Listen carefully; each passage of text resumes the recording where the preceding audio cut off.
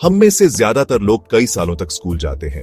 हम पढ़ना, लिखना और गणित सीखते हैं, लेकिन हम में से कितने लोग पैसों के बारे में सही में सीखते हैं? स्कूल हमें अक्सर ये नहीं सिखाते कि पैसा कैसे काम करता है। वो हमें नौकरी के लिए काम करना सिखाते हैं। वो हमें ये नहीं सिखाते कि पैसे को अपने लिए कैसे काम करवाएं। एजुकेशन का ये मिसिंग पीस फाइनेंशियल एजुकेशन कहलाता है। फाइनेंशियल एजुकेशन सिर्फ बैंकर्स या अकाउंटेंट्स के लिए नहीं है, ये सबके लिए है। ये अपनी कमाई को मैनेज करने के बारे में है।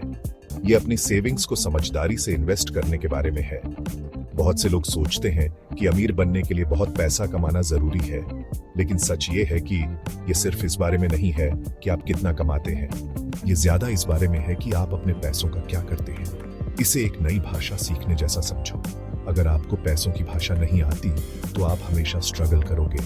आप पूरी जिंदगी बहुत मेहनत कर सकते हो, फिर भी आप खुद को फाइनेंशियली आगे बढ़ने में स्टक पा सकते हो।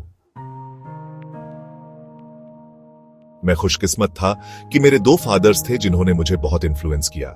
एक मेरे बायोलॉजिकल फादर थे, बहुत स्मार्ट आदमी। उनके पास पीएचडी थी और एक अच्छी गवर्नमेंट जॉब थी। वो सक्सेस के ट्रेडिशनल रास्ते में बिलीव करते थे।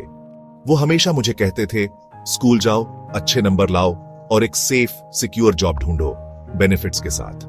मैं उन्हें अपना पुअर डैड कहता हूं, इसीलिए नहीं कि वो अच्छी सैलरी नहीं कमाते थे, क्योंकि वो कमाते थे, लेकिन उनकी फाइनेंशियल सोच ने उन्हें पैसों के लिए काम करने के साइकिल में रखा। मेरे दूसरे फादर मेरे बेस्ट फ्रेंड के डैड थे। उनके पास ज्यादा फॉर्मल एजुकेशन नहीं थी। असल में वो 8वीं क्लास खत्म करने से पहले ही स्कूल छोड़ चुके थे, लेकिन वो एक बिजनेसमैन थे, एक एंटरप्रेन्योर। वो समझते थे कि पैसा कैसे काम करता है। वो जानते थे कि बिजनेस और इन्वेस्टमेंट कैसे बनाते हैं।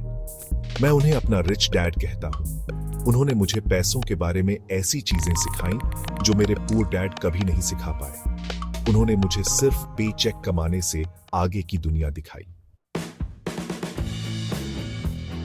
मुझे अपने दोनों डैड से पैसों के बारे में जो एडवाइस मिली वो बिल्कुल अलग थी। पुअर डैड कहते थे, मैं इसे अफोर्ड नहीं कर सकता। रिच डैड पूछते थे, मैं इसे कैसे अफोर्ड कर सकता हूं। यह सवाल उनके दिमाग को पॉसिबिलिटीज के लिए खोल देता था। वो पैसों को एक टूल की तरह देखते थे।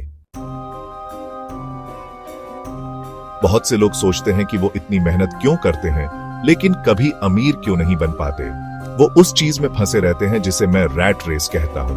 वो उठते हैं, काम पर जाते हैं, पैसा कमाते हैं, बिल पे करते हैं और फिर ये साइकिल रिपीट होता है।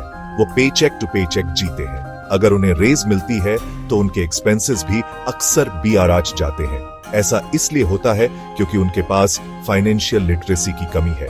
वो नहीं समझते कि अपने पैसों को अपने लिए कैसे काम करवाएं। फाइनेंशियल लिटरेसी इस रैट रेस से बचने का आपका सुपर पावर है। जब आप पैसों को समझते हैं तो आप इन्फॉर्म्ड डिसीजंस ले सकते हैं। आप सीखते हैं कि अपने पैसों को कैसे इन्वेस्ट करें ताकि वो समय के साथ ग्रो करें। आप इनकम के ऐसे स्ट्रीम्स बनाना सीखते हैं जिनके लिए आपको कॉन्स्टेंटली अपना टाइम पैसों के लिए ट्रेड करने की जरूरत नहीं होती। अमीर लोग पैसों के लिए उसी तरह काम नहीं करते। उनके assets, businesses, real estate, stocks, bonds उनके लिए काम करते हैं, इनकम जनरेट करते हैं, तब भी जब वो सो रहे होते हैं। तो आप फाइनेंशियल फ्रीडम की तरफ अपना सफर कैसे शुरू कर सकते हैं? पहला स्टेप है सीखने के लिए कमिट करना। पर्सनल फाइनेंस और इन्वेस्टिंग के बारे में किताबें पाएं। रिच डैड पुअर डैड एक अच्छा स्टार्टिंग पॉइंट है, लेकिन और भी बहुत सी किताबें हैं। अगर हो सके तो सेमिनार्स अटेंड करें या ऑनलाइन कोर्सेज देखें। मेंटर्स ढूंढें, ऐसे लोग जो पैसों के मामले में सक्सेसफुल हैं और अपना नॉलेज शेयर करने के लिए तैयार हैं। आपको एक्टिवली इस एजुकेशन को ढूंढना होगा क्योंकि ये ट्रेडिशनल सेटिंग्स में कम ही सिखाई जाती है। इसके बाद अपनी जिंदगी में एसेट और लायबिलिटी के बीच के डिफरेंस को ट्रूली समझकर शुरुआत करें। अपनी पोजेशंस और अपने एक्सपेंसेस की एक लिस्ट बनाएं। कौन सी चीजें आपके पॉकेट में पैसा डाल रही हैं, कौन सी चीजें पैसा निकाल रही हैं। ये सिंपल एक्सरसाइज बहुत आई ओपनिंग हो सकती है। आपको ये रियलाइज हो सकता है कि आप लायबिलिटीज इकट्ठा करते रहे हैं, ये सोचकर कि वो आपको सक्सेसफुल दिखा रही है, जबकि वो असल में आपको गरीब बना रही है। ये अवेयरनेस बदलाव के लिए क्रूशल है। एसेट्स बनाने शुरू करने के लिए आपको बहुत सारे पैसों की जरूरत नहीं है। छोटे से शुरू करें। अपने आसपास अपॉर्चुनिटीज ढूंढें।